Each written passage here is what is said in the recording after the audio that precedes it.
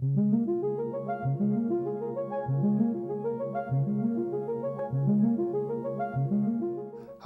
I'm Dick Osgood. Welcome once again to Lake Minnetonka Association Presents. We were just talking the other day and determined that this is the beginning of the second decade of this. I've been doing this for 10 years. Having a lot of fun. We're going to do something a little bit different today and a slide presentation talking about the milfoil treatments, past and present, or past and future. And so you won't get to see my pretty face for most of the show. This PowerPoint presentation will also be on our website very soon. So for those of you who want to recall some of the details, you can review it at that time. With that, why don't we begin? What I want to talk about is the milfoil treatment that we've been doing with the Lake Minnetonka Conservation District and other agencies, and I'll review the background of the program, the problems we're trying to address, goals, objectives, management options, the treatments, safety of herbicides, and the results of the program, and then what we're looking forward to in 2010. Next slide, please. As far as background, many of you know this, milfoil was discovered in Lake Minnetonka in 1987, and 2 years after that, the harvesting program was begun. The demonstration project, or the pilot project, in 2006 involved 3 bays, Grays, Carmens, and Phelps bays, and small test plots on those bays to look at different selective herbicides and how effective they would be at controlling milfoil and not harming native plants.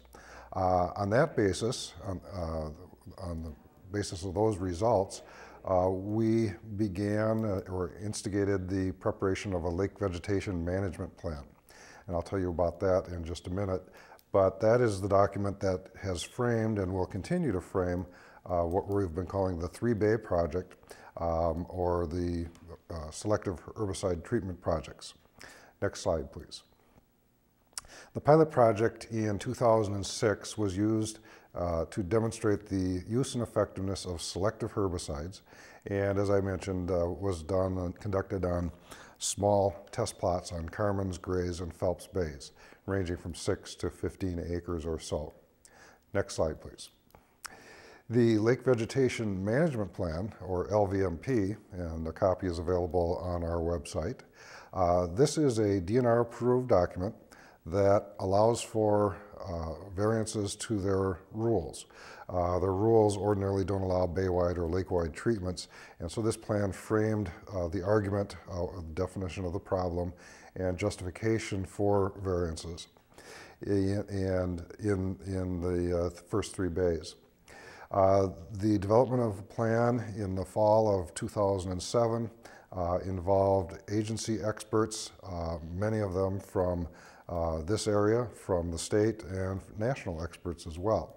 And this was a 5-year plan and was approved in late 2007. Next slide, please. The implementation, or the first 2 years of implementation of this 5-year plan, looked like this. Bay-wide treatments were conducted in 2008 in Carmens, Grays, and Phelps bays. And then this year, 2009, in Grays and Phelps Bay only. Carmens Bay was not included this year because sufficient funds couldn't be raised. Next slide, please. So in the Lake Vegetation Management Plan, these problems had been identified and agreed to by all the participants. One, and perhaps the most obvious, that milfoil is problematic in these bays. It's problematic because it diminishes the ecological health of the lake, it interferes with most recreational uses, and it creates a shoreline cleanup chore. In other words, the fragments of milfoil break off and wash up onto the lakeshore and creates sometimes a back-breaking hellish nuisance. The other problem were that native plants are important, so that their control should be balanced with their protection. We specifically protect native plants in this project, but sometimes they are problematic as well, so the plan also allows for small-scale control of that. Water lilies are sometimes problematic, but they're also important for lake habitat. And we wanted to make sure that that benefit and nuisance was balanced as well. And finally, the overall plant management in Lake Minnetonka was poorly coordinated. So these are the problems that the plan was designed to address. Next slide, please. Now I'm going to read the goals. There are 4 of them, and I wrote them word for word here, so we'll spend just a minute on each of those. Goal A, Eurasian Watermilfoil and other invasive plants such as curlyleaf pondweed will be controlled throughout the respective bays in a manner that is safe and effective to improve ecological health, reduce interference with recreational activities, and reduce lakeshore cleanup. You see here that the problems with regard to milfoil are all addressed here, as well as making sure that the manner that is used or the technique that is used is both safe and effective. Next slide, please.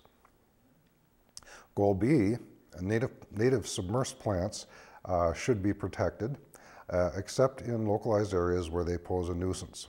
Although control will be allowed in localized areas where native plants inhibit access to open water and prohibit recreation. Again, the main theme here is that native plants are important, but sometimes their control is appropriate. Next slide, please. Goals C and D. C, provide limited individual nuisance and access control when bay-wide selective control applications are performed. This means that individual lakeshore owners who prior to this project had the opportunity to control nuisance plants retain that opportunity, but in a little bit more limited way. That's one of the trade-offs for the bay-wide control, and that is individual control would be restricted or limited somewhat. And then finally, goal D, this plan will be considered as a framework for possible expansion into the future in other bays in Lake Minnetonka. Next slide. The general approaches to managing plants and addressing the goals and objectives in this plan come in 3 categories: mechanical, chemical, and biological control. Briefly, mechanical control refers to harvesting, pulling, cutting, or covering nuisance plants. Basically physical methods to remove or displace the plants that are problematic. Chemical control refers to the use of chemical herbicides. There are a number of categories here: contact versus systemic, and selective, and so on, and I'll go into that in just a minute. But there are, as a practical matter, there are 3 or 4 herbicide products that are candidates for this project. And then finally, biological control. That's the use of biological agents, other plants, animals, or viruses that will control milfoil and curlyleaf pondweed.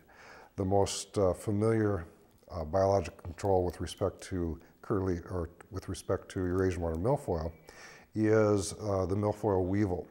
And long story short, that's not a feasible option in this case because it hasn't been shown to be effective.